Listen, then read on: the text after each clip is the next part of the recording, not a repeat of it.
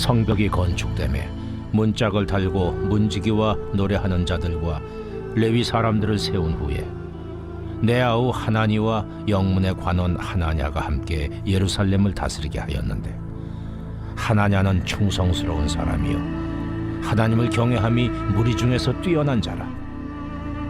내가 그들에게 이르기를, 해가 높이 뜨기 전에는 예루살렘 성문을 열지 말고 아직 파수할 때에 곧 문을 닫고 빗장을 지르며, 또 예루살렘 주민이 각각 자기가 지키는 곳에서 파수하되 자기 집 맞은편을 지키게 하라 하였노니, 그 성읍은 광대하고 그 주민은 적으며 가옥은 미처 건축하지 못하였음이니라.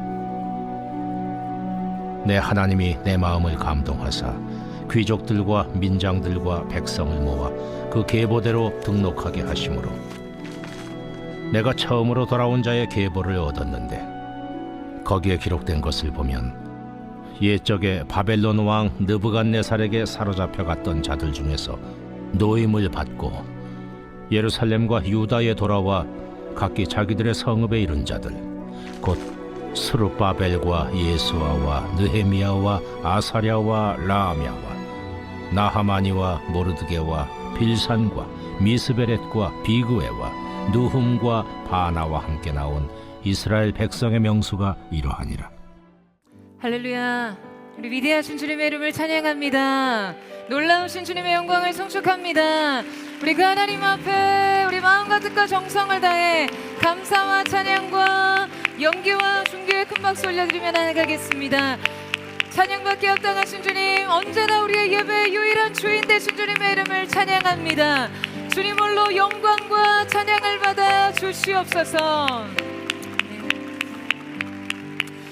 네, 오늘 하나님의 놀라운 은혜 가운데 우리 한몸 잃은 포드의 성도들 한번 바라보시면서요, 오늘 이 시간 영상으로 함께 예배하는 우리 글로벌 포드 식구들을 향해서도 우리 한번 따뜻한 사랑과 격려와 축복의 박수를 서로에게 보내도록 하겠습니다. 주님의 놀라우신 은혜가 우리 모두에게 있게 되기를 주님의 이름으로 축복합니다. 네, 어제 특별히 21일 기도회는 우리 글로벌 포드 셀리더님들이 기도에 인도를 하셨는데요, 이 시공을 초월해서 성령과 또 기도 안에서 하나 되는 특별한 감동의 은혜가 있었습니다. 우리 글로벌 포드 성도님 흩어진 모든 예배의 자리마다 놀라운 동일한 하나님의 은혜의 역사가 있게 되기를 축복합니다. 할렐루야. 사랑하는 여러분, 성령 충만하십시오. 말씀 충만하십시오. 이제 다음 주 토요일부터 3일간 이 Hunger for Love라는 주제 아래 우리 1,500명의 포드의 성도들이 이 House of David 전교인 수련회로 은혜의 시간을 보내게 됩니다. 정말 기도하면서 이번 수련회 정말 남다를 것이라는 기대와 떨림을 주셨는데요, 총 6번의 예배와 또 1번의 강의, 그리고 펠로우십 페스티벌의 시간을 갖게 됩니다. 사랑에 대한 깊은 허기와 또 갈망을 채우시는 저항할 수 없는 우리 하나님의 사랑과 마주하는 시간이 될 것입니다. 네, PNG도 외부 강사들과 타가 위탁 교사들을 초청해서 특별 프로그램들로 운영되게 되는데요, 특별히 21일 현장 기도 모임을 참석하신 기도자들에게는요, 이 출석에 따라서 예배 프리패스권과 페스티벌에 사용할 포드 특전, 이 달란트를 제공드릴 예정입니다. 수련회 가보면 집회 전에 식사 안 하시고 줄 서서 입장을 기다리시는 분들이 너무 많이 계신데요, 21일 전일 참석하시는 분들은 대기 없이 입장 가능한 프리패스권이 제공됩니다. 네, 이미 난 틀렸어 라고 하지 마시고요, 네, 달란트에 따라서 예배별 프리패스권과 페스티벌의 다양한 혜택들이 있으니 우리 기도의 저울에 계속해서 여러분의 믿음을 더하는 시간 되기를 축복합니다. 더불어 포드아트에서 준비한 굿즈샵에 이 모자와 또 티셔츠를 비롯한 새로운 아이템들이 많이 준비될 예정입니다. 네, 여러분 기대하셔도 좋습니다. 네, 하나님의 특별한 은혜와 또 우리의 영혼을 마음껏 굶주린 우리의 영혼을 채우시는 하나님의 아름다운 만찬의 은혜가 예비되는 귀한 시간 될 줄로 믿습니다. 우리 옆 사람에게 이렇게 축복하며 인사하도록 하겠습니다. 당신을 위한 만찬이 준비되었습니다. 이렇게 축복하시겠어요? 네, 회중의 조도를 높여주시겠어요? 네, 당신을 위한 만찬이 준비되었습니다. 네, 하나님이 예비하신 그 성대한 아름다운 만찬을 우리 모두 누리는 저와 여러분 되시기를 주님의 이름으로 축원합니다. 여러분, 미국 야구의 레전드라고 불리죠. 양키즈의 요기베라가 남긴 끝날 때까지 끝난 게 아니다 라는 이 어록은요, 뭐 야구뿐 아니라 모든 승부 세계에 적용되는 명언인데요. 이 아직 끝나지 않은 승부에 섣부른 승리감을 느끼던 한 선수의 아주 그 경솔한 행동 때문에 당혹스러운 패배를 맛본 일이 있었죠. 2022년 항저우 아시안게임에서 이 롤러스케이트 스피드 3000m 계주 경기 결승에서요, 우리 온 전 국민을 그냥 허탈한 충격에 빠뜨린 사건이 있었습니다. 바로 초반부터 그냥 내내 1위로 질주하던 한국 선수가 마지막 결승 지점 금메달 확정을 앞에 두고요, 안타깝게 승리를 빼앗긴 일이었어요. 경기 마지막 주자였던 이 선수가 이 결승선을 코앞에 두고요, 승리를 확신한 듯이 이 두 팔을 번쩍 들어 올리는 만세 세레모니를 했는데요. 바로 이때 뒤따라 들어오던 대만 선수가 마지막 스퍼트를 하면서 레이스 최종 기록에서 이 한국 선수를 앞질러 들어오는 일이 벌어졌습니다. 결국에는 대역전승을 거둔 대만 선수들은요, 금메달을 목에 걸었고요. 경기 초반부터 그냥 마지막 결승 지점까지 승리를 확신했던 한국 선수들은 금메달을 빼앗기고 맙니다. 이때 역전승을 이뤄낸 대만 선수가 인터뷰에서 그런 말을 해요. 마지막 코너에서 이 전방을 향해 달려가고 있을 때 한국 선수들이 세레머니를 하고 있다는 것을 알아차렸다는 거예요. 그리고 바로 그때 나는 포기하지 않고 계속 싸우고 있었다는 사실을 그들에게 알려주고 싶었다며 소감을 전합니다. 여러분, 이 사건은요, 전 국민을 실망에 빠뜨린 승부로 기억합니다. 결승선을 눈앞에 두고 그야말로 명백한 승리를 한치 앞에 두고 그 이른 승리감에 도취되느라 정작 최종 승리를 빼앗긴 그냥 너무나 치욕스러운 일이었어요.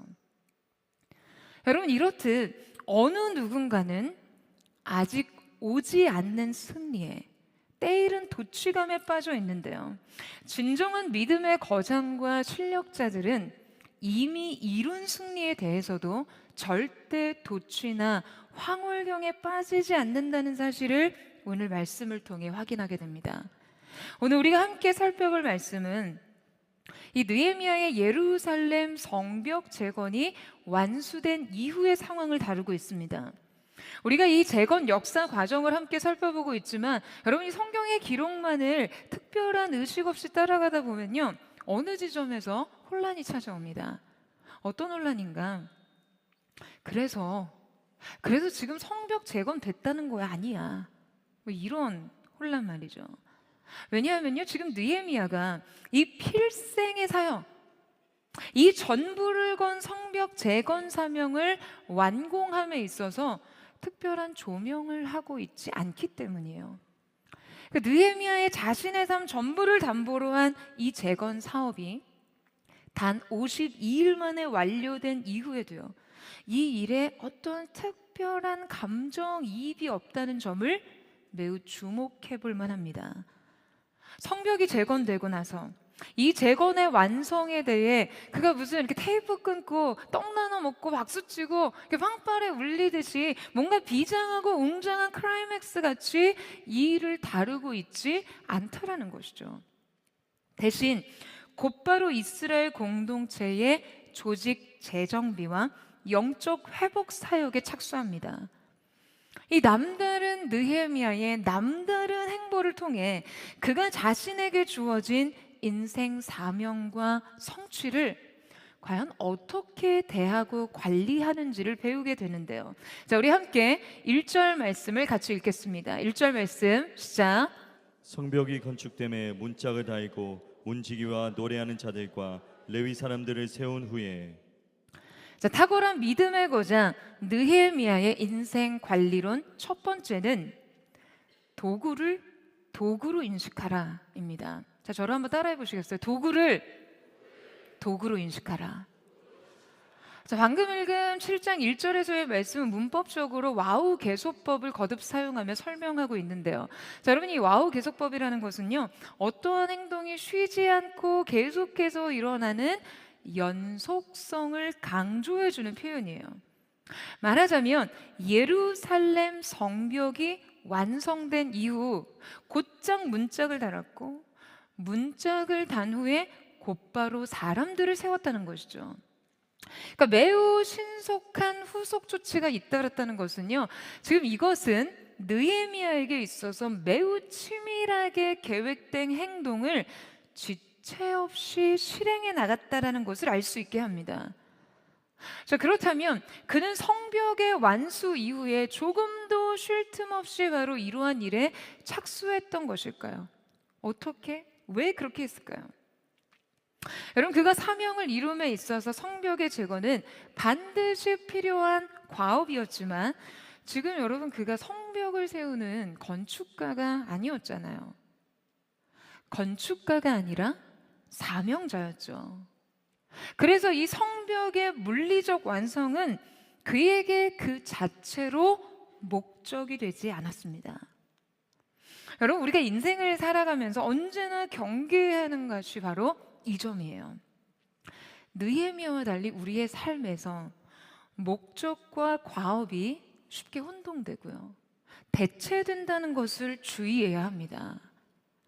목적의 자리를 차지한 인생의 수많은 도구와 수단들에 대해서요, 우리의 인생에서 하나님을 섬기고 예배하는 이 절대 목적의 자리를 탈환한 돈과 성공, 지위와 명성, 자아와 사역을 우리가 얼마나 많이 발견하나요?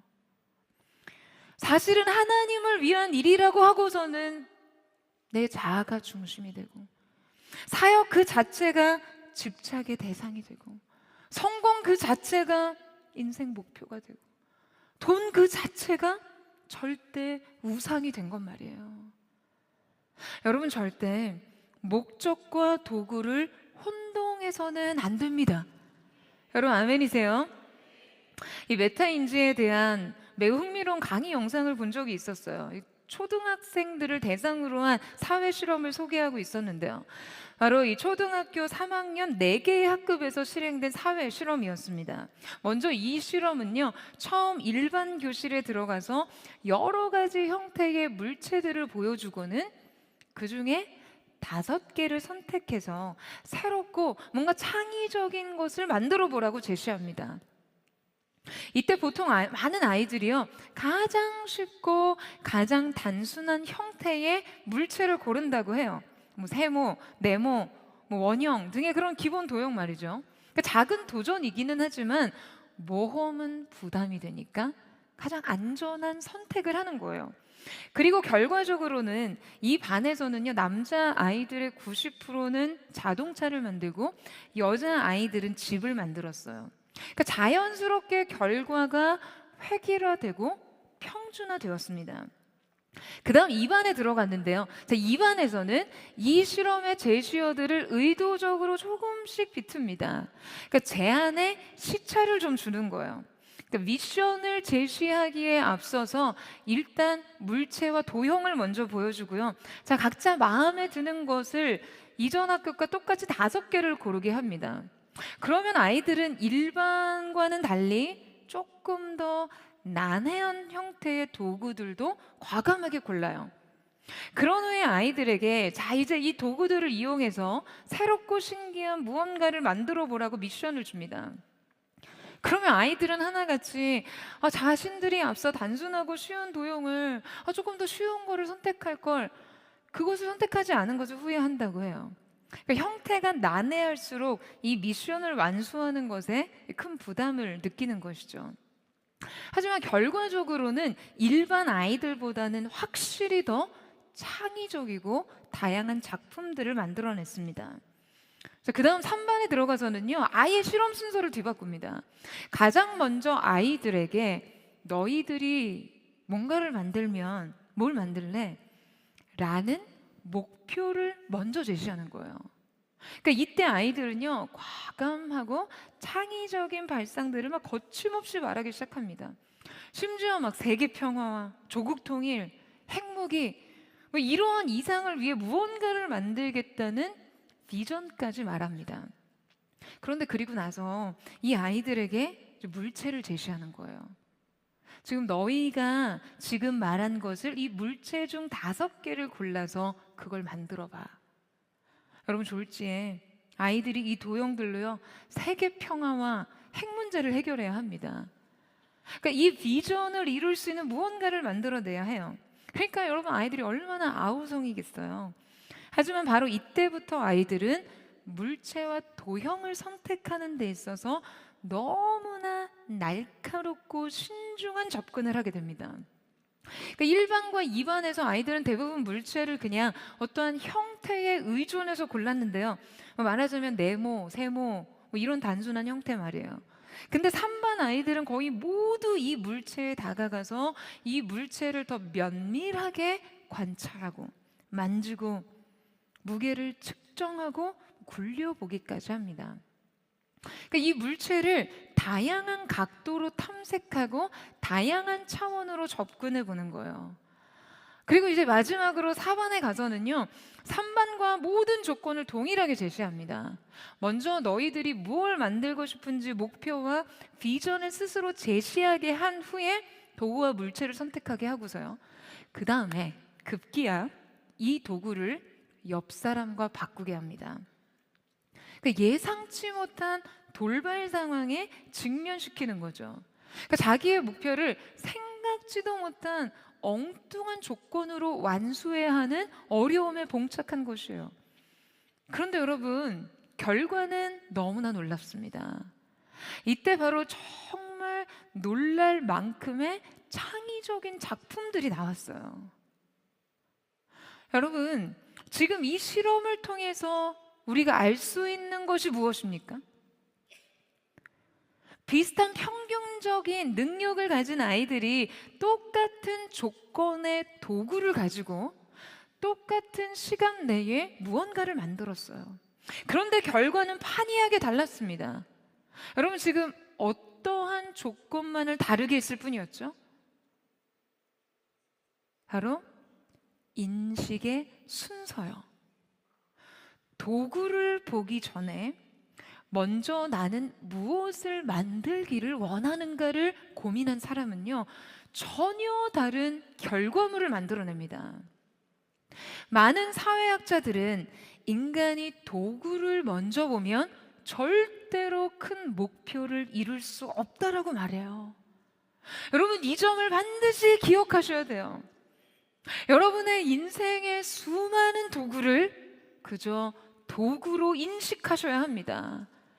진정한 목적을 먼저 앞세우세요. 먼저 보세요. 나는 이 한 번뿐인 인생에서 과연 나는 무엇을 해야 하는 사람인가? 하나님께서 내게 요구하시는 필생의 사명은 무엇인가? 영원한 삶을 위한 나의 꿈과 비전은 무엇인가? 여러분 그 다음의 성공도 목표도 설정해 보시고요. 돈도 전략적으로 벌어 보시고요. 일도 치열하게 해 보시고요. 소개팅도 하세요. 성공, 돈, 일, 관계, 여러분 이거 다 필요 없다는 것이 아닙니다. 다만 목적을 먼저 보고 그 목적을 끝까지 놓치지 말라는 거예요. 일, 성공, 부, 명성, 지위 같은 여러분 이러한 사명의 도구는요, 그저 도구로 인식해야 오히려 그 도구를 최대치로 활용할 수 있는 것입니다. 도구가 목적보다 앞서는 이상 그 도구의 가치는요 떨어지게 되어 있어요. 그럴 때 여러분의 인생의 성과는 제한적이게 되어 있습니다. 여러분 지금 느헤미야에게 성벽은요 그 자체로 목적이 아니라 도구였어요. 그래서 성벽이 완공됐지만 이 도구는 다시 철저하게 도구화되어야 했죠. 진정한 목적에 부합하도록요. 여러분, 여러분의 인생 역시 목적이 목적되게, 도구를 도구되게 인식의 순서, 인식의 차이를 철저히 구별할 수 있기를 주님의 이름으로 축원합니다. 여러분, 인생의 목적을 수단화하지 마시고요. 여러분의 인생의 수단을 목적화하지 마십시오. 오늘 이 모든 것이 여러분의 인생 속에 새로운 질서를 갖추고 재정렬되는 은혜가 있게 되기를 주님의 이름으로 축원합니다.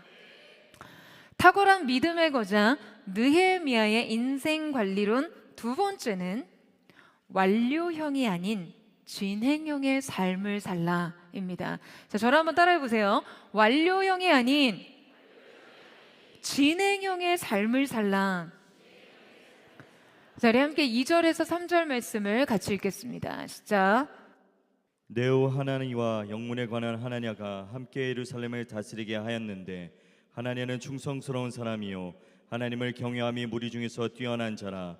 내가 그들에게 이르기를 해가 높이 뜨기 전에는 예루살렘 성문이 열지 말고 아직 파수할 때에 곧 문을 닫고 빗장을 지르며 또 예루살렘 주민이 각각 자기가 지키는 곳에서 파수하되 자기 집 맞은편에 지키게 하라 하였노니. 자, 여러분, 혹시 그 노벨 프라이즈 이펙트라는 증후군에 대해서 이렇게 들어본 적이 있으세요? 노벨상을 수상한 많은 수상자들이요, 이렇게 수상한 이후에 겪은 어떠한 그 심리적인 변화에 관한 것입니다. 그들은 이 상을 수상한 이후에 자신의 과거의 업적에 대한 어떠한 반복적인 질문과 주목 속에서 과거의 나에 갇히는 현상을 경험한다라고 해요. 그러니까 자신의 과거 어느 시점에 완성했던 그 업적에 대해서 지속적으로 이야기를 반복해야 할 때 그러니까 자신이 그냥 완전히 박제된 존재가 되어버린다는 거죠. 그들은 세상이 자신을 완료형으로 기념하는 순간 자신은 멈춰버린 사람이 됐다라고 고백합니다. 그러니까 한 사람의 업적이 제 아무리 전 인류를 이롭게 하는 성과라 할지라도요, 자신의 완료적 성취를 계속해서 주목하고 기념하는 일이 여러분 결코 유익할 리가 없다라는 것이에요. 많은 사람들을 만나보면요, 인생을 계속된 현재 진행형으로 살아가는 사람과 인생을 과거 완료형으로 만들어버리는 사람이 있다라는 것을 알 수 있어요. 여러분, 여러분이 진짜 소명의 본질을 지키고 하나님 앞에서 살아가기 위해서는요, 과거 완료적 삶을 살지 않도록 주의하셔야 합니다. 여러분, 우리가 영적으로 하나님 앞에서 정말 이 중심을 지키며 살기 위해서 여러분, 이것은 매우 매우 중요한 태도입니다. 여러분, 이 완료형이라는 것이 어떤 것인가요? 지금 어떠한 행위가 일정한 시점에서 완결됐다라는 것이죠. 그렇다면 인간이 본능적으로 여러분 뭐를 완결짓고 싶어 할까요? 인간이 무엇을 완결짓고 싶어 할까요? 여러분, 대부분 과거 완료적 삶의 뚜렷한 특징은요, 자신의 성취를 업적화한다라는 거예요. 내가 무엇을 이루었냐, 이것에 초점을 맞추는 것이죠. 그러니까 그런 사람들의 입에서는요, 끊임없이 자신이 언제 무엇을 이루었는지에 대한 이야기가 계속해서 반복됩니다. 자신의 일을 계속해서 기념하고 음미해요. 그 기억을 수집해서 음미하는 순간 우리의 기억과 해석엔 자기 중심성이 확고하게 자리 잡게 되죠. 이때 우리는 은혜보다 자기 공로 위에서 확률이 큽니다. 여러분, 이러한 태도는요, 영적인 자의식에 결코 좋을 게 없습니다. 여러분, 지나간 것은 지나간 것으로 두세요. 그냥 지나간 것으로 두세요. 우리의 기억은요, 자기 공로가 아닌 하나님께서 하신 일들과 은혜에 의존해 있어야 합니다. 여러분, 아멘이세요? 여러분, 오늘 말씀 속에 느헤미야는 지금 앞서 성벽 재건이라는 이 기적 같은 업적에 대해서도 매우 명확한 정의를 내리는데요. 느헤미야 6장 16절 말씀을 보면 그가 이렇게 말합니다. 우리 하나님께서 이 역사를 이루신 것을 알미니라. 그는 자신의 그 탁월한 영적 지도적 아래서 재건된 유다 민족의 이 역사적인 사건에 대해서요, 결코 자기 자신을 이입하지 않습니다. 언제까지나 어디까지나 하나님께서 주체셨어요. 여러분, 현재 진행형 사람들은요, 내가 무엇을 이루었냐에 큰 관심을 둘 새가 없습니다. 왜냐하면 바로 오늘이라는 지금 이 시간도 하나님께서 부여하신 사명의 연속성 위에 있기 때문이에요. 오늘 나의 삶은 성취의 완결형이 아니라 순종의 연속형입니다. 할렐루야. 오늘도 여전히 하나님 앞에 쉼없이 반응하는 시간의 연속이니까요. 여러분, 따라서 그들은 단순히 어떠한 삶의 목표에 이끌리는 사람이 아니에요. 그들을 진짜 자극하는 일은요, 사실은 어떠한 목표보다도 자신의 정체성입니다. 내가 하나님 앞에 누구인가? 내가 어떠한 부름을 받은 자인가? 단순히 눈앞의 목표를 그냥 맹목적으로 따르는 삶과 자신이 하나님 앞에 누구인지 그 정체성을 분명히 하면서 어떠한 상황이든 여러분 자기 삶의 좌표를 찾는 사람과는 다릅니다. 삶에 대한 태도와 관점에 굉장한 차이가 있는 것이죠.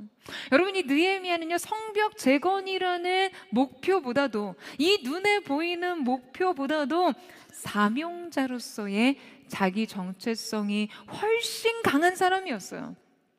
따라서 그의 명확한 초점은요, 성벽이 아니라 하나님이 될 수 있었던 것이죠. 자, 우리 함께 7장 5절 말씀을 같이 한번 읽겠습니다. 시작. 내 하나님이 내 마음을 감동하사 귀족들과 민장들과 백성을 모아 그 계배도로 등록하게 하심으로 내가 처음으로 돌아온 자의 계보를 얻었는데 거기에 기록된 것을 보면. 자, 여러분, 이 말씀은 성벽이 완공된 직후에 기록된 구절인데요. 자, 이때 느헤미야가 무엇을 고백하죠? 내 하나님이 내 마음을 감동하사, 그리고서 이 감동을 따라 다시 새로운 일을 시작합니다. 여러분, 느헤미야에게 이 외적인 완성보다 중요한 것은요, 지금 그에게 주시는 하나님의 마음이었어요. 어제의 은혜와 부르심을 결코 화석화하지 않는 신앙, 지금 이곳에서 또다시 들려오는 음성에 반응하는 사람, 여러분, 이러한 사람을 통해 성벽이 진정 살아있는 질서가 되는 것이죠. 지금 이 성벽을 통해 다시 이 백성이 하나님을 향해 살아가는 삶이 시작되기를 바라는 그 진행형 갈망을 통해서요. 느헤미야는 성벽의 완공 직후 곧장 이 성벽이 그 목적을 이룰 수 있도록 새로운 조직을 수립합니다. 가장 먼저 문지기를 세우죠. 자, 그런데 여러분, 그가 문지기를 선택한 기준이 매우 의미가 깊습니다. 자, 2절 말씀 같이 한번 보시겠어요? 같이 한번 읽겠습니다. 시작. 내 아우 하나니와 영문에 관한 하나냐가 함께 예루살렘을 다스리게 하였는데 하나냐는 충성스러운 사람이요 하나님을 경외함이 무리 중에서 뛰어난 자라. 자, 여러분, 느헤미야가 지금 누구를 문지기로 세웠습니까? 누구를 문지기로 세웠어요? 자기의 동생 하나냐입니다. 여러분, 이 하나냐가 누구였죠? 하나니는요, 느헤미야에게 처음 이 예루살렘 성읍의 소식을 전하며 느헤미야가 이 일로 하여금 울며 금식하며 기도하게 만들었던 사람이었어요. 단지 정보를 전달한 것이 아니라요, 느헤미야 안에 이 사명이 불붙을 수 있는 기폭제 같은 역할을 한 사람이었죠. 그러니까 느헤미야가 이 사명에 자기 전부를 걸게 된 이 일은 자기 동생 하나니의 이 진실 보고에서부터 비롯된 것이었어요. 여러분, 저는 이 보고에는 분명 하나니의 통찰력, 즉 이스라엘의 영적 회복이라는 대의적 차원의 목적의식이 포함되어 있었을 것이라고 생각합니다. 왜냐하면 그렇기 때문에 지금 느헤미야도 영적으로 반응했던 것이기 때문이에요. 그의 마음속에 하나님의 뜻과 사명에 대한 불붙은 열정을 일으켰습니다. 그리고서 이제 다시 성벽이 완공된 후 하나니가 다시 등장하죠. 여러분, 느헤미야가 이 성벽 완공을 한 후에요, 하나니를 문지기로 임명한 것은 지금 단지 측근 인사, 낙하산 인사 같은 것이 아니었어요. 느헤미야는 지금 물리적 성벽을 재건하는 일이 완성됐지만 결정적으로 이 성벽이 그 기능을 다하기 위해서는 한 사람이 반드시 필요하다라는 것을 알았죠. 그게 누구입니까? 바로 성벽을 지키는 문지기예요. 여러분, 중국의 만리장성 아시죠? 아시잖아요. 만리장성은 무려 21,196km에 이르는 세계에서 가장 긴 인공 구조물입니다. 이곳은 그냥 인류 역사상 가장 방대한 방어 구조물이죠. 그러니까 이 길이가 서울에서 런던까지를 4회 이상 왕복하는 거리라고 하니까 여러분 상상해 보세요. 이 규모가 얼마나 큰지 상상이 가시나요? 수백만의 노동자와 병사가 동원이 돼서 수세기에 걸쳐서 중국 문명의 기술을 총동원해서 건설된 세계 최대 성벽이에요. 그러니까 이 구조물만 봐도 중국의 집단적인 근성과 경계의식이 이거 정말 얼마나 견고한 것인지를 알 수 있습니다. 그러니까 이러한 위대한 건축물이 도시를 지키는 이상 적군들이 과연 바로 이 세계 최대의 방어력을 뚫고 지금 여러분 이 내부를 함락하는 일이 가능할까요? 당시 동시대 군사력과 기술로요, 여러분 이 방어벽을 뚫고 내부를 점령하는 게 가능했을까요? 불가능했을까요? 느낌적인 느낌으로 가능했습니다, 여러분. 여러분 어떻게 해요? 1644년에요. 명나라 말기에 농민 반란군 지도자였던 이자성이 수도 베이징을 공격하는데요. 이때 당시 명나라의 장수였던 오삼계가 청나라와 손을 잡고 자신이 방어하고 통제하던 만리장성의 동쪽의 요충지였던 산회관을 청나라 군대에게 열어줍니다. 문을 열어줬어요. 이로 인해 청나라 군대가 베이징으로 진입을 하게 됐고, 이후 명나라가 멸망하고 청나라가 중국을 본격적으로 지배하는 출발점이 되죠. 한 사람의 충성을 끊어내는 일, 내부의 경계를 끊어내는 일이 결코 넘어설 수 없었던 물리적 성벽을 그냥 순순히 열어주게 된 것이에요. 그렇게 성문이 열리자 한 나라가 패하고 한 나라가 흥합니다.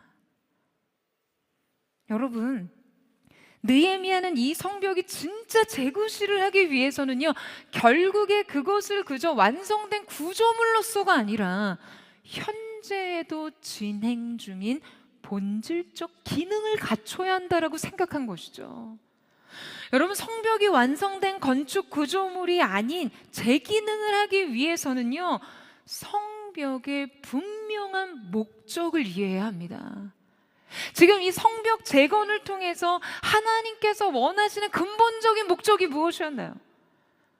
여러분, 이 성벽 재건을 통해 하나님께서 이루고자 하신 근본적인 재건의 목적이 무엇인가요? 바로 이 성벽 내부에서 하나님의 백성답게 사는 사람들의 실제 삶이었습니다. 그는 성벽의 완공을 완성으로 보지 않고요, 예루살렘 도성의 정체성과 목적을 회복하는 또 다른 출발로 삼습니다. 그에게는 이 성벽이라는 경계를 두고 누가 들어오고 누가 나갈 것인지 이 경계를 토대로 어떠한 질서를 수립할 것인가가 아주 중요했어요.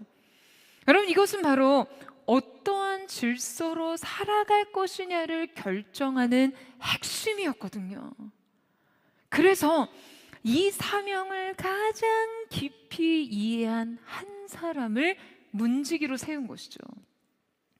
여러분, 구약시대의 문지기는요, 단순한 문 단속원이 아니었습니다.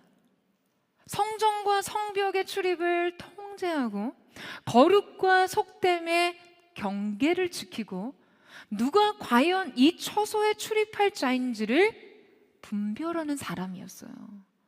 무엇보다 변절하지 않을 사람, 적과 내통하지 않을 사람, 대적의 침입에 강한 경계 태세를 보이는 사람이었어요. 여러분, 이것은 물리적인 어떠한 보안이기 이전에 영적 경계였던 것이죠. 여러분, 그래서 자신의 사명을 일으켰던 사람 하나니를 불려서요, 이 사명을 끝까지 지키는 사람으로 다시 그를 세운 것이에요. 이 시작을 가능하게 했던 한 사람을 기억한 것이죠. 그 사람을 그 시작으로부터 불러와 다시 현재 진행형 사명을 부여합니다. 사랑하는 여러분, 여러분의 인생에도요, 여러분의 사명을 완수하기까지 이곳을 함께 지켜줄 사람이 절대적으로 필요합니다. 여러분, 아멘이세요? 여러분, 그 사람을 잘 세우셔야 돼요. 어떠한 조직을 성공적으로 이끌려면요, 가장 중요한 것이 사람을 세우는 일입니다. 같은 분별과 같은 경계를 지닌 사람, 한결같은 충절과 충심을 지닌 사람, 집요한 성실로 삶을 방비할 사람, 내 삶에 무엇을 드리고 무엇을 내보낼지를 같이 분별해 주는 사람 말이에요. 여러분의 삶 곳곳에서도 여러분이 문지기들이 세워지기를 기도하십시오. 할렐루야. 그리고 언제나 그 사람들과 현재 진행형 사명을 이어가세요. 여러분, 관계도요, 과거형에 머물면 안 됩니다. 각자가 하나님의 목적에 이끌려 사명의 연속성 위에 서야 서로가 서로를 지킬 수 있어요. 그리고 무엇보다도 여러분도 하나님 보시기에 충직한 성전 문지기들이 되시기를 주님의 이름으로 축원합니다. 불평과 원망, 비난과 비판, 여러분의 인생 속에요, 두려움, 불안, 조급함, 절망, 좌절, 여러분, 이러한 감정들에 쉽게 문을 내어주지 마세요. 문을 열어주지 마세요. 삶의 성벽이 세워졌다 해도 마음의 변절이요, 이 마음의 변절이 이 성의 안전을 쉽게 무너뜨린다라는 것을 언제나 기억하시기를 축원합니다. 늘 이 영적 경계를 바로 세우세요. 저는 언제나 이 사랑과 충절이 우리 안에 예리하게 살아있게 되기를 주님의 이름으로 축원합니다. 이 시대와 주님의 몸된 교회에 아름다운 충심의 성전 문지기들이 되시기를 주님의 이름으로 축원합니다. 탁월한 믿음의 거장 느헤미야의 인생 관리론 세 번째는 멀리 보고 깊이 보며 초격차를 만들라입니다. 자, 저를 한번 따라해 보시겠어요? 멀리 보고 깊이 보면 초격차를 만들라. 자, 여러분, 앞서 읽은 것처럼 느헤미야는 성벽의 완공과 더불어서요, 지금 곧장 새로운 일에 착수하죠. 먼저 문지기들과 예배자들을 세웠고요, 성벽에 관한 시스템을 정비합니다. 자, 3절 말씀을 같이 한번 읽겠습니다. 시작. 내가 그들에게 이르기를 해가 높이 뜨기 전에는 예루살렘 성문을 열지 말고 아직 파수할 때에 곧 문을 닫고 빗장을 지르며 또 예루살렘 주민이 각각 자기가 지키는 곳에서 파수하되 자기 집 맞은편을 지키게 하라 하였노니. 자, 여러분 이 기록을 보면 지금 느헤미야가 성문 문지기로 하나니를 세운 후에 심지어 지금 문지기가요 성문을 열고 닫는 시스템까지 지금 매우 구체적으로 정하고 있음을 알 수 있습니다. 그 출입 시간까지를 규정하면서 공동체의 보안과 질서 유지를 지금 굉장히 디테일하게 계획하는 것이죠. 이것이 얼마나 치밀한 계산 속에 나온 체계였는지를 알 수 있습니다. 여러분 만약에 우리가요 조국에 140년간 회파되어 있었던 성벽을 재건하기 위해서 부름을 받았다면 여러분 무엇만 생각하시겠어요? 여러분 뭐만 생각할까요? 그것만 생각하겠죠. 여러분 뭐예요? 성벽을 다시 쌓는 일이요. 그런데 느헤미야는 달랐습니다. 그는 성벽 너머를 봤어요. 성벽이 지어진 이후의 삶을 본 것이죠. 그 너머를 멀리 보고 깊이 보고 그 전체를 통찰해서 봤습니다. 여러분 그렇다면 이 시선은 대체 어떻게 길러진다고 생각하세요? 어떻게 하면 우리의 삶에 대해 더 멀리 보고 더 깊이 보는 탁월한 통찰력을 기를 수 있습니까? 여러분, 질문이 바뀌어야 합니다. 성벽 재건이라는 목표에 인생 전부를 걸었다 해도요, 여러분의 질문이 성벽을 어떻게 재건할 것인가만 묻고 있다면요, 여러분의 시선은 결코 더 멀리, 더 깊이 볼 수 없습니다. 그 사명을 온전히 완수하기 어려워요. 여러분의 질문은 성벽을 어떻게 재건할 것인가가 아니라 성벽은 왜 다시 세워져야 하는가를 물어야 해요. 여러분 아멘이세요? 어떠한 말인지 이해되세요? 성벽 재건이라는 필생의 사명 앞에서도 느헤미야는 성벽이 왜 존재해야 하는지 지금 하나님의 뜻에 대해 집요하게 물었던 사람이었습니다. 성벽을 왜 세워야 하는지 깨닫고 나면 단지 성벽을 세우는 것이 이 사명의 완성이 될 수 없다는 것을 자연스럽게 알 수 있어요. 무엇을 했느냐보다 왜 그것을 해야 했는지를 계속해서 질문해 왔기 때문에 그가 그것을 끝까지 추구할 수 있게 되는 것이죠. 사랑하는 여러분, 여러분의 삶에서도요, 이제 질문을 바꾸십시오.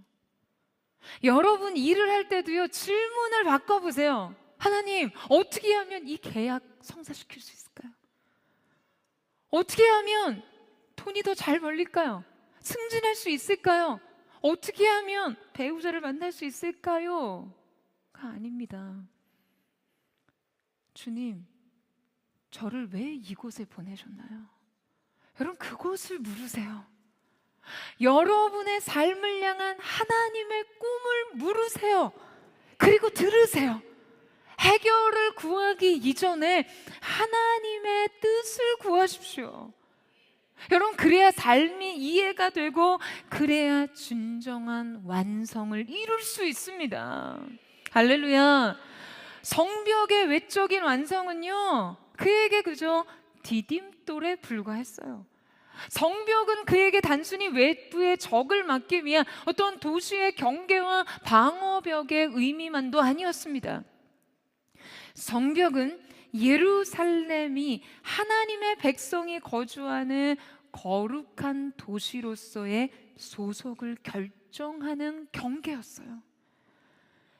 예루살렘 도성의 정체성을 결정짓는 존재적 울타리 말이죠. 여러분이 느헤미야의 행보를 살펴보면요, 그가 진짜 관심을 가지는 본질이 무엇이었는지를 알 수 있습니다. 성벽이 지금 다시 세워져야 하는 이유를 추궁했기 때문에, 계속해서 추격하고 추적했기 때문에 그의 관심의 진짜 정체는요, 성벽 그 자체가 아닌 성벽 안의 삶이었어요. 성벽은 이 성벽 안의 삶의 경계를 정하는 일이었어요. 이 경계를 기준으로 이 안과 밖이 나뉘어질 수 있으니까요. 따라서 성벽의 기능은 구별이었죠. 그렇다면 느헤미야는 이 성벽을 통해서 여러분 무엇을 구별하고 싶었을까요? 성벽을 짓자마자 그가 지체 없이 행했던 일은요, 크게 세 가지로 구분이 됩니다. 첫 번째로 사람을 세우죠. 그 다음 시스템을 세웁니다. 그리고 족보를 조사해요. 과연 그가 이 세 가지 일을 거침없이 이어갔다는 것에는 여러분 이 일이 어떤 의미가 있었기 때문일까요? 여러분 앞서 읽은 말씀에 보면 느헤미야가 너무나 자세하고 구체적으로 성벽을 짓자마자 그는 해가 높이 뜨기 전에는 성문을 열지 말라고 합니다. 여러분 근데 고대 보통 근동 지방에서는요, 도시의 성문은 해가 뜨자마자, 즉 일출 직후에 여는 것이 관례였어요. 그런데 지금 느헤미야는 이 관례를 깨고 지금 문을 언제 열라라고 해요? 성경에 나와 있습니다. 언제 열라고 했습니까? 해가 가장 높이 떴을 때. 해가 가장 높이 뜨기 전까지 열지 말라는 거죠. 그러니까 도시가 모두 깨어나고 도시가 방어력과 경계태세를 다 갖춘 후에 준비가 되면 그때 열라는 거예요. 준비도 되지 않았는데 문을 열면 여러분 뭐가 들어옵니까? 분별 없이 열어두면 적의 세력에 침투당합니다. 여러분 우리의 삶도요, 준비되지 않았으면 열면 안 됩니다. 깨어 있을 때만 열어야 돼요. 그리고 경계의 기준으로 무엇을 드리고 무엇을 막아 설지를 결정하셔야 합니다. 여러분 저는 매일 여러분의 인생 가운데 이 기준과 이 깨어있는 경계가 살아있기를 축원합니다.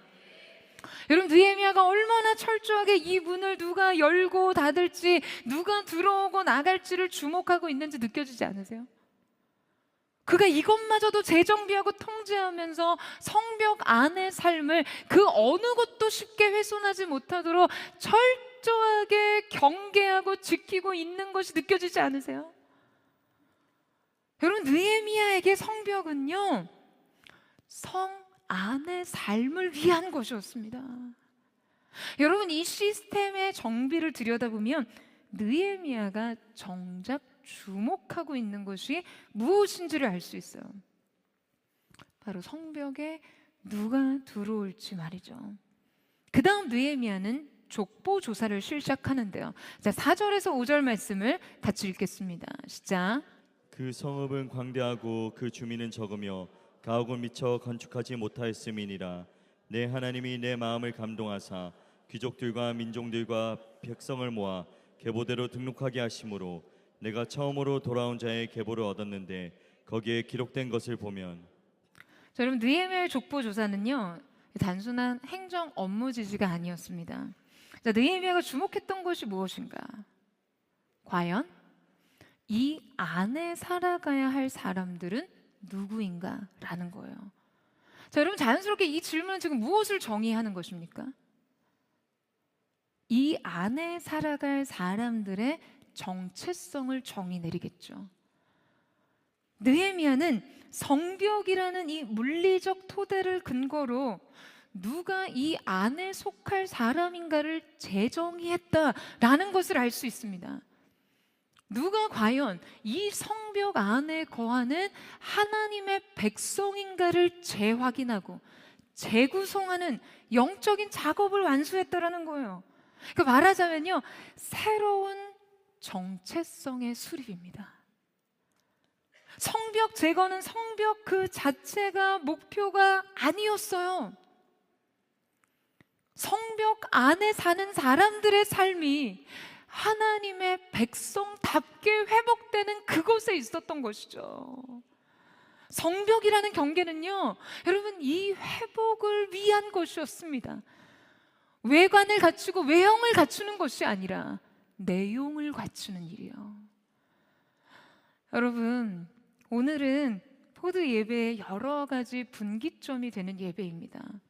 우리가 한동안 유지했던 이화여대 대강당에서의 예배가 또다시 잠시 중단되고 우리는 다음 부르신 장소로 다시 이동합니다. 불기둥과 구름기둥이 움직이면 여러분 우리도 이제 장막을 걷고 새로운 장막터로 나아가야 할 때예요. 여러분 준비되셨어요? 물론 우리가 새롭게 움직이는 곳도 아직은 임시 처소에 불과합니다만 주님께서 움직이시니 여러분 우리는 그 길을 따를 수밖에 없습니다.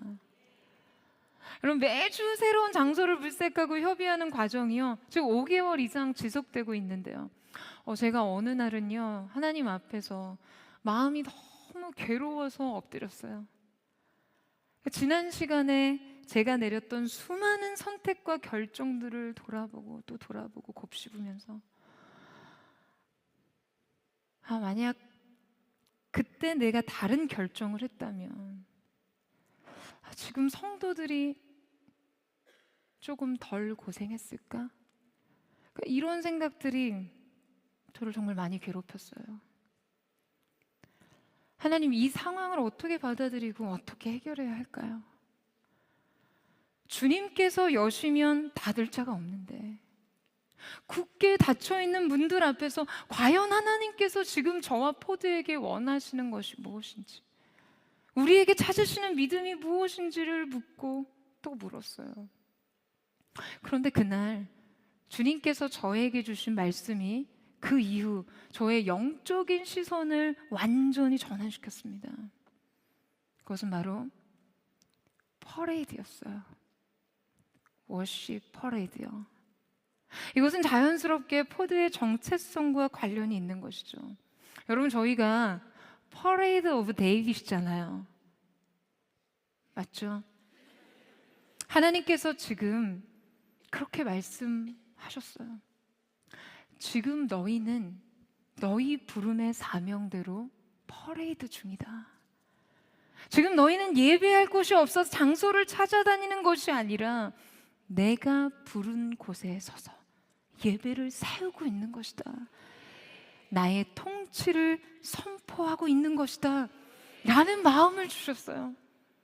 여러분, 이 월십 퍼레이드라는 하나님의 마음을 듣는데요, 여전히 해결해야 할 많은 문제들의 어려움은 있지만 그동안 저를 괴롭혔던 제 안의 내적인 괴로움은 사라졌어요. 하나님이 이 상황을 우리의 부르심대로 해석해 주셨어요. 의미를 찾으니 문제는 감당해내면 되는 것이었죠. 정확한 목적을 향해 있다면 그것은 방황이 아닌 사명인 것이죠. 이 시대에 계속되는 다윗의 행렬, 이 예배의 행렬, 하나님의 하나님 되심과 그분의 통치를 시대의 중심부에 두기 위해 언약궤를 짊어진 이 다윗의 후예들이 해야 할 예배의 행렬. 하나님께서 지금 우리를 우리의 고유한 부르심대로 그렇게 훈련시키고 계시는구나. 우리를 사명의 자리로 부르신 그곳에 서서 하나님의 통치를 선포하고 하나님의 하나님 되심을 선포하는 이 행렬을 이루게 하시는 것이구나.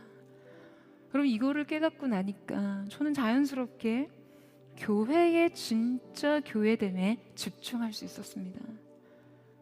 여러분, 제가 정말 맨날 허구헌날 교회 장소를 알아보잖아요. 매 순간 알아봅니다. 그러니 느헤미야식 사고, 느헤미야식 통찰을 가지지 않으면요, 자칫 얼마나 교회의 외적인 조건에만 집착하게 되겠어요. 여러분, 성벽의 완공에만 집착하는 사고방식을 가지면요, 교회의 유지, 존립의 두려움에 그냥 전전긍긍하게 됩니다. 여러분, 그것은 하나님께서 저에게 요구하시는 태도가 아니에요. 여러분, 하나님께서는 우리에게 성벽이 세워져야 할 이유를 질문하기를 원하세요. 눈앞의 일보다 하나님 앞에 자신을 먼저 보는 신앙을 갖기를 원하십니다. 유형의 조건이 이토록 갖춰지지 않을 이때에 과연 교회의 본질은 무엇인지를 끝까지 추격하고 추궁하게 하시고 이 교회가 교회다울 수 있는 그 이유를 찾아가게 하시는 것이죠. 교회가 교회답기 위해서 우리의 정체성을 끊임없이 다시 기억하게 하시고, 비록 지금 이 외적 성벽이 온전히 세워지지 않았더라도 우리 안에 영적 경계를 강화해서 우리 자신이 누구인지를 지켜내기를 원하시는 것이에요. 저와 여러분이 이 시대 다윗의 행렬을 치는, 이 시대 하나님의 하나님 되시를 중심의 통치에 중심부에 선언하기를 갈망하는 그 예배자로서의 정체성을 지켜내기를 원하시는 것입니다. 사랑하는 여러분, 성벽이 아니라 성벽 안의 삶이 중요합니다. 경계 안의 삶, 경계 안의 본질, 경계 안의 정체성이 중요해요. 여러분이 목매고 집착하는 삶의 수많은 외적 조건들을요, 여러분 한번 돌아보세요. 힘써 그것을 재건하세요. 일으켜 세우십시오. 하지만 여러분, 거기에서 멈추지 마세요. 그 너머까지를 바라보십시오. 여러분, 돈이 벌리는 게 중요한 게 아니고요, 성공한 것이 다가 아닙니다. 안정적인 삶을 유지하는 것이 다가 아니에요. 그 가시적 성공이 무엇을 위한 것인지, 삶의 가시적 성취는 무엇을 위한 영적 디딤돌인지를 깨달으셔야 합니다. 사랑하는 여러분, 삶의 외형을 갖추는 것에 급급해하지 마시고요, 삶의 내용을 가진 자가 되세요. 할렐루야. 거룩의 모양을 갖춘 자가 아닌 거룩의 능력을 갖춘 주님의 몸된 교회 되기를 축복합니다. 세상을 변화시키는 진정한 능력을 소유한 주님의 몸, 주님의 교회, 그러한 예배자 되시기를 축원합니다. 여러분, 저는 저와 여러분, 제가 너무나 사랑하는 주님의 몸된 교회 포드처치가 정말 이 영적인 내력을 가진 자들로, 교회로 이 시대 크게 쓰임받게 되기를 주님의 이름으로 축원합니다. 형태에 만족하지 않고 유형의 교회로서가 아닌 무형의 교회로서, 여러분이 선 그곳이 바로 거룩한 하나님의 통치가 임한 그곳, 바로 하나님의 거룩한 교회가 세워진 경계가 되도록 우리 자신을 주님 앞에 그렇게 드리는 저와 여러분 되시기를 주님의 이름으로 축원합니다. 우리 함께 찬양하며 기도하며 나아가기를 원합니다. 사랑하는 주님, 이 시간 우리가 우리의 인생을 건축할 때, 하나님의 부르심 앞에 우리의 삶을 세워 나아갈 때, 인생의 외력을 갖추는 일에 집중하기보다 인생 내력을 가진 자들, 인생의 바람과 풍랑과 풍파에도 흔들리지 않는 견고한 삶의 내력을 갖춘 자들로 주님 앞에 설 수 있도록 도우시고 함께하여 주옵소서. 이 시간, 오늘 이 자리가 우리의 인생의 목적을 공교하게 하는 시간이 되기를 원합니다.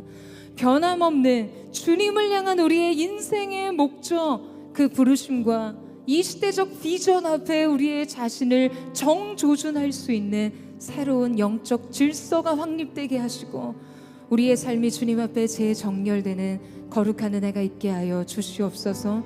우리 그 마음 고백하며 우리 주님 앞으로 함께 나아가기를 원합니다. 나의 소망은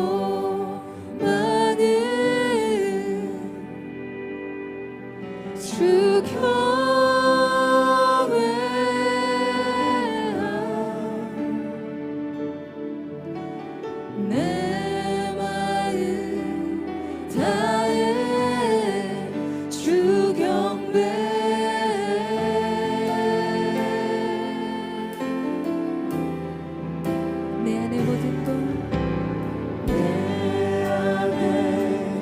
모든 것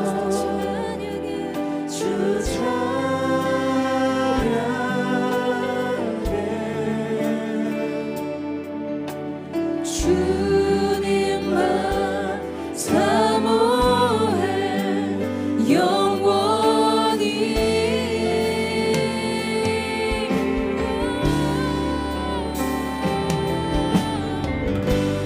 나의 맘을 주께, 내 영을 주님께, 나 주 위에 살아있는 동안 모든 순간에도 나 주만 따르리. 우리 함께 고백하며 나아갑니다. 나의 소망은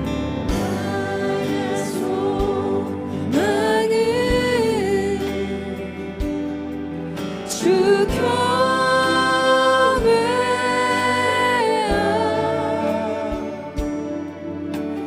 내 마음 다해 주 경배해.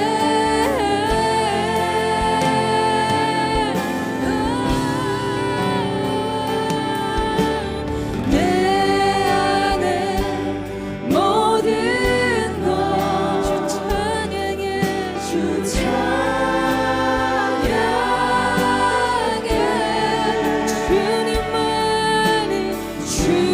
주님만 사모해 영원히.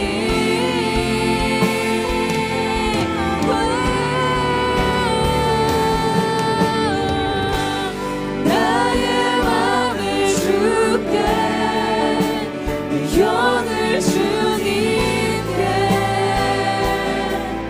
나 주 위에 살아있는 동안 어느 순간에도 나 주만 나의 맘을 주께, 내 영을 주님께, 나 주 위에 살아있는 동안 어느 순간에도 우리의 삶의 이유, 우리의 삶의 목적, 삶의 주인 되신 주님 앞에 나의 맘과 영혼을 주님 앞에 드립니다. 주님의 영광을 위해 살기를 원합니다. 아무리 살아있는 동안 어느 순간에도 여러분 손을 거룩한 손을 높이 들고 나의 맘을 주께, 영을 주님께, 우리가 주님을 위해 살기를 원합니다. 살아있는 동안 어느 순간에 나 주만 따르리. 사랑하는 주님, 오늘 이 시간 이 기도를 통하여 우리의 인생 목적이 재정비되는 은혜가 있기를 원합니다. 우리의 인생 질문이 변화되는 은혜가 있기를 원합니다. 나는 무엇을 어떻게 이루며 이 성공의 계단을 어떻게 올라갈 것인지, 여러분 그러한 인생 질문에 멈춰 있지 마시고요, 하나님께서 내게 원하는 삶이 무엇인지, 오직 하나님께서 나를 통해서만 이루고자 하신 그 뜻이 무엇인지 질문하며 인생의 목적을 부르심의 사명 가운데 정조준할 수 있는 은혜가 있게 되기를 주님의 이름으로 축원합니다. 여러분, 하나님께서 말씀하세요. 너희는 무엇을 먹을까, 무엇을 입을까 염려하지 말라. 이것은 다 이방인들이 구하는 것이라고 말씀하십니다. 하늘의 하나님께서 이 모든 것이 너희에게 있어야 할 줄을 아신다고요. 그런데 여러분, 그리스도를 따르는 제자로서의 삶, 하늘의 시민권을 둔 자들, 세상의 사람들이 하는 걱정과 근심과는 다른 인생의 새로운 질문 가운데 서 있는 우리조차도요, 여러분, 정작 삶의 목적은 여전히 그대로 둔 채 인생의 수단만이 바뀌었습니다. 내 인생의 목적은 여전히 잘 먹고 잘 사는 것이요, 이 세상에서 남부러울 만한 성공과 성취를 이루는 것이요, 다만 그 수단을 기도하는 것에 두는 거죠. 열심히 기도합니다. 주님이 성공과 이 삶의 목표를 이루게 해주십시오. 예수 믿으면 만사 형통하리라. 이러한 낮은 차원의 믿음으로요, 인생의 목적은 변하지 않은 채 수단만을 바꿔 낀 채로 주님 앞에 서 있는 우리의 인생을 회개하기를 원합니다. 사랑하는 주님, 오늘 이 시간 우리가 결코 인생의 도구를 먼저 보지 않게 하여 주십시오. 우리 인생에 하나님께서 주신 은혜의 재료들, 우리의 사명의 도구들, 주님이 모든 것이 전적으로 우리의 인생을 부르심의 목적, 우리의 인생의 목적을 이루는 것에 쓰여질 수 있도록 도와주시옵소서. 수단과 목적의 혼동이 떠나갈 수 있도록 역사하여 주시옵소서. 하나님의 영광을 위한 삶으로 재조준되는 은혜가 있을지어다. 모든 수단화된 영적인 삶, 믿음도 수단화되고 기도도 수단화됐던 우리의 삶을 회개합니다. 우리의 삶을 통해 하나님의 영광이 계시되게 하시고 세상이 우리를 통하여 하나님이 행하신 일을 보게 하여 주시옵소서. 너희는 먼저 그의 나라와 그의 의를 구하라. 그리하면 이 모든 것을 너희에게 더하시리라. 오늘 이 말씀에 우리의 삶을 의탁하며 우리의 생의 목적을 주님 앞에 재정비하며 주여 한번 부르짖고 기도하며 나아가겠습니다. 주여! 사랑하는 주님, 오늘 이 시간 우리가 주님 앞에 기도합니다. 주님, 인생의 목적은 변하지 않은 채 수단만을 바꿔낀 채로 그저 기도하며 인생 성공을 이루기 원합니다. 예수 믿는 믿음으로 내 인생 잘 먹고 잘 살고 싶어서 우리의 낮은 차원의 인생의 목표들 우리가 주님 보좌 앞에 내려놓기를 원합니다. 오늘 오셔서 주님, 우리의 삶을 씻어주시고 우리의 인생 목적, 도구가 아닌 목적을 향해 새롭게 재정비되게 하여 주시옵소서. 새로운 통치의 질서 안에서 인생을 살아가는 하나님의 사람들로 주님 오늘 우리를 깨어 일으켜 주시옵소서. 한 사람 한 사람의 삶 속에 주님 여전히 혼동되고 흐려지고 희석되어 있는 주님의 삶의 모든 목적의 문제들이 오늘 이 예배 속에 말씀하시는 하나님의 음성 앞에서 현재 주님의 영적인 자로 오늘도 말씀하시는 하나님의 음성에 반응하며 오늘도 임재하시는 하나님 앞에 우리의 삶을 드리며 반응하며 나아가는 하나님의 사람들 될 수 있도록 주여 역사하시고 함께하여 주시옵소서. 주님 도와주옵소서. 내가 믿는 분 예수, 내가 속한 분 예수, 삶의 이유 되시네, 내 노래 되시네. 진심으로 주님 손에 맡겨드리리. 주님 손에 맡겨드리리. 나의 삶 주님께, 주님 손이 나의 삶 붙드네. 나 주의 것 영원히 주와 함께 걸어가리라. 주와 함께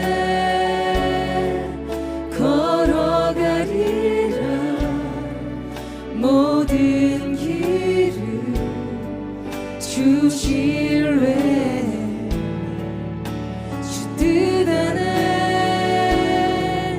나 살아가리 주의 약속은 영원히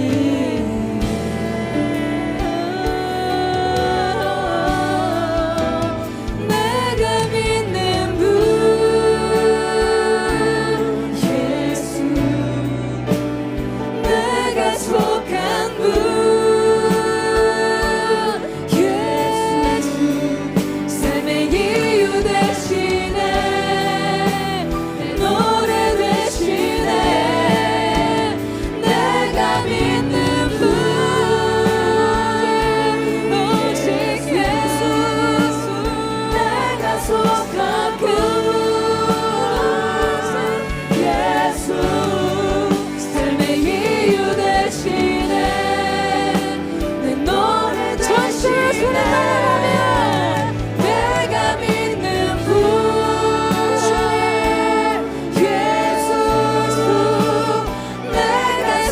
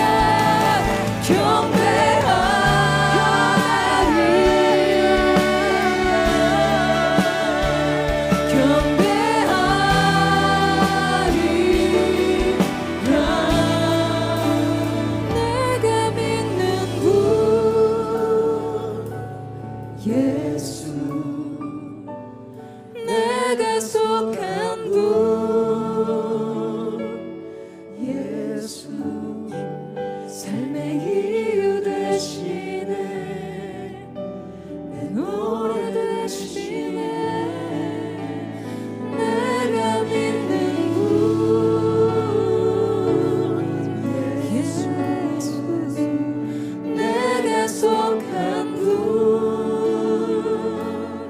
예수 삶의 이유 되시네 내 노래 되시네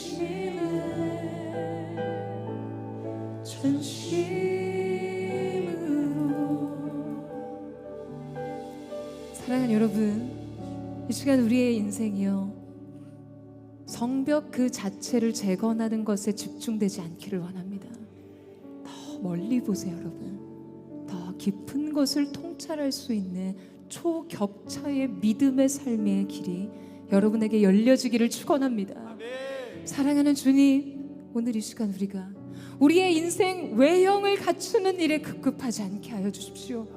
외형을 갖췄다는 것에 안심하지 않게 하여 주십시오. 안주하지 않게 하여 주십시오. 우리는 그 너머의 것을 볼 수 있는 믿음의 사람들이 되기를 원합니다. 경건의 모양에 멈추지 않고 경건의 능력으로 시대를 변화시키는 사람, 인생의 외형을 갖추는 것에서 멈추지 않고 위안 삼지 않고 인생의 내용으로 세상을 향해 말할 수 있는 사람들, 하나님의 사람들이 되기를 원합니다. 사랑하는 주님, 그 성품의 자라남이 우리 가운데 있게 하여 주시옵소서. 영적으로 주님의 분량까지 자라나는 자들이 될 수 있도록 역사하여 주시옵소서. 오늘 이 시간 성령의 손으로 우리를 만져 주시옵소서. 그저 예배를 드린다는 사실이, 교회를 간다는 사실이 믿음의 증명서가 되지 않게 하시고, 우리의 삶의 사랑의 고백, 믿음의 고백으로 내가 과연 이것을 삶으로 증명해낼 수 있는가를 스스로 시험하며 경계하는 자들 될 수 있도록 역사하여 주시옵소서. 인생의 문을 여는 시기에 조급하지 않게 하여 주십시오. 주님, 오늘 우리를 새롭게 정신을 차리고 깨어 일어나 예수를 향한 예수님 닮은 삶으로 서게 하여 주시옵소서. 우리 전심으로 주의 한마음으로 짓고 우리 합심의 동성으로 기도합니다. 주여,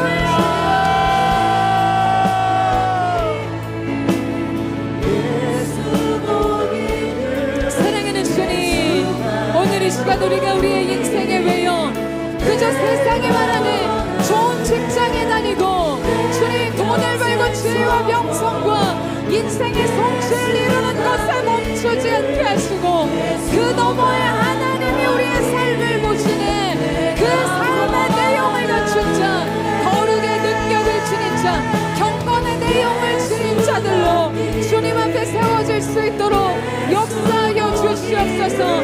인생의 문을 여는 일, 내 인생의 개막을 알리는, 성공 개막을 알리는 일의 마음을 빼앗기지 않게 하시고, 내 인생 주님 앞에 준비된 그날까지 스스로 인생 내력을 갖추며 말씀과 기도하면서 자신의 내실을 가질 수 있는 영적인 내적과 믿음의 실력을 갖춘 자들 될 수 있도록 주여 역사하여 주시옵소서.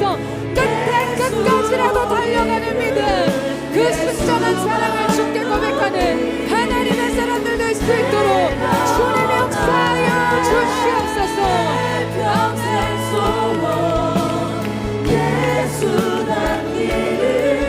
예수만 닮기를 내가 원한, 예수 닮기를, 예수 닮기를, 예수 보기를, 예수만 보기를 내가 원하네. 내 평생 소원, 예수 닮기를, 예수만 닮기를 내가 원하네. 전심으로 두 손 높이 들고 예수 닮기를 원합니다. 예수만 높이는 인생 살기를 원합니다. 존귀하신 주님, 오셔서 우리를 새롭게 하여 주옵소서. 내 평생 소원, 예수 닮기를, 예수만 닮기를.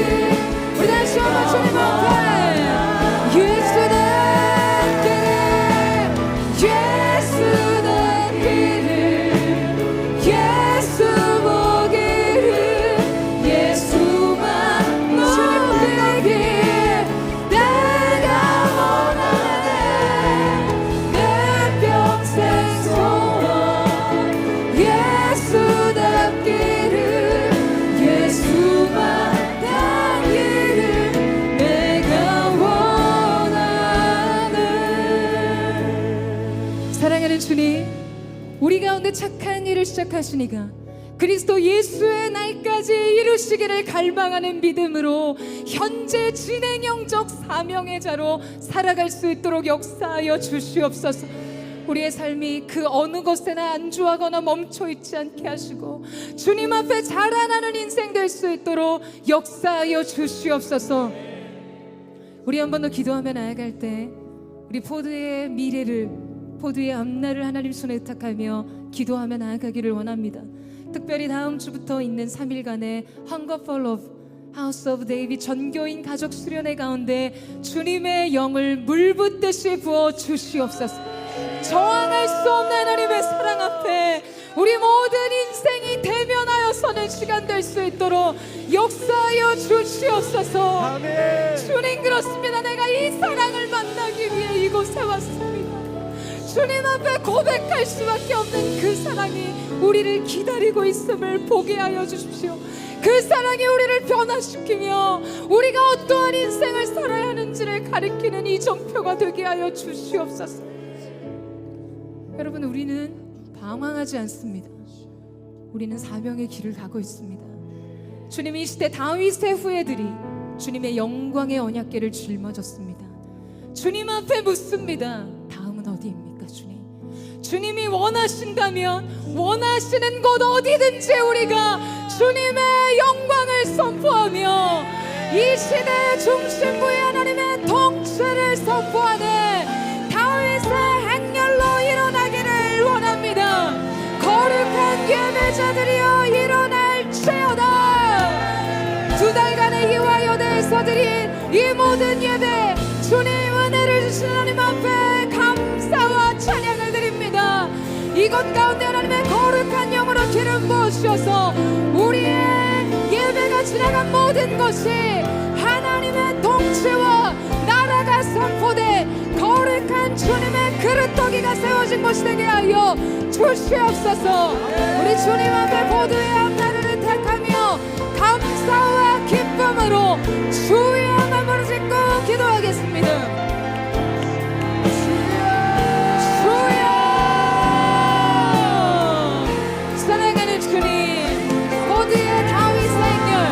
이 시대 다윗의 후예들이 주님 영광의 언약궤를 짊어졌습니다. 주님, 주의 영광이 선포되어야 되는 그곳, 하나님의 나라와 주님의 통치가 선포되어야 되는 곳에 서기 위해 부르신 곳을 향해 달려갑니다.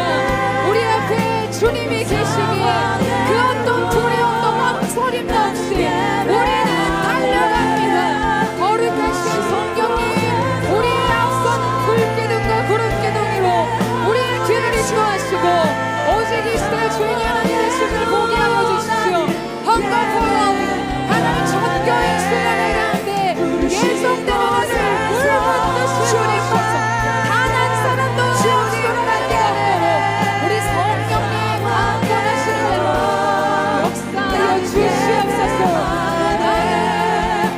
주신 곳에서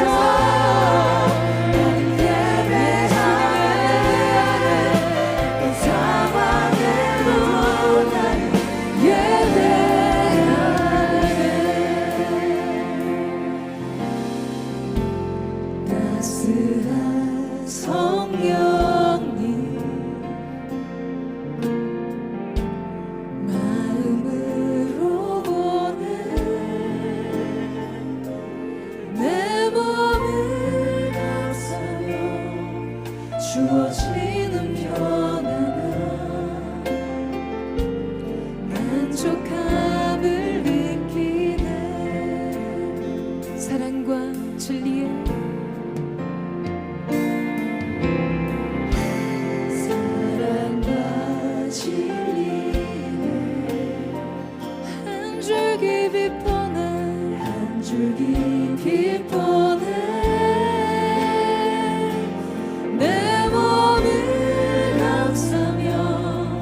주어지는 평안함 그 사랑을 느끼네. 부르신 곳에서 나는 예배하네. 어떤 상황에도 나는 예배하네. 부르신 곳에서 나는 예배하네.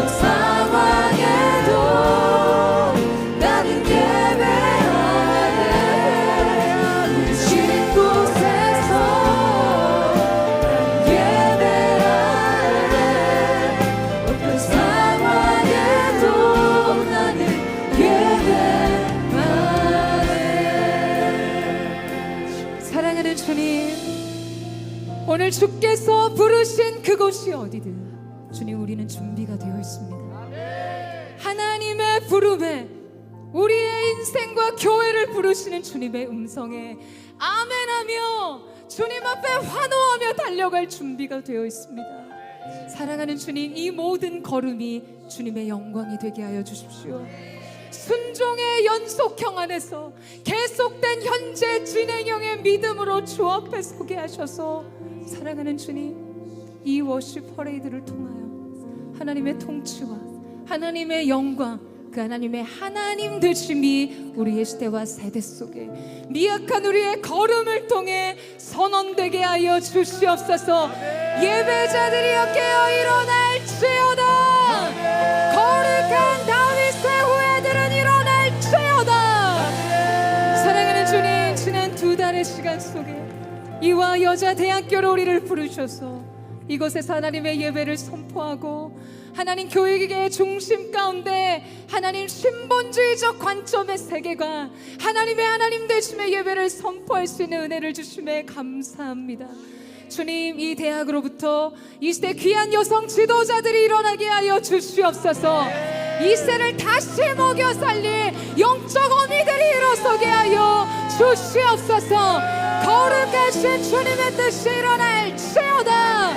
Hunger for love, 하나님의 놀라운 은혜의 성회 가운데 대만찬을 예비하신 주님을 찬양합니다. 저항할 수 없는 은혜가 내게 있을지어다. 저항할 수 없는 하나님의 사랑이 내게 있을지어다. 그렇게 우리의 다음 걸음을 인도하실 주님 앞에 감사와 찬양을 드리며 우리의 하나님, 전능하신 하나님, 선한 목자 되신 주 예수 그리스도의 이름으로 기도드립니다. 아멘. 우리 놀라우신 하나님, 이 워십 퍼레이드의 주인 되신 하나님, 이 성벽의 주인 되신 주님 앞에 우리 감사와 영광의 박수 올려드리겠습니다.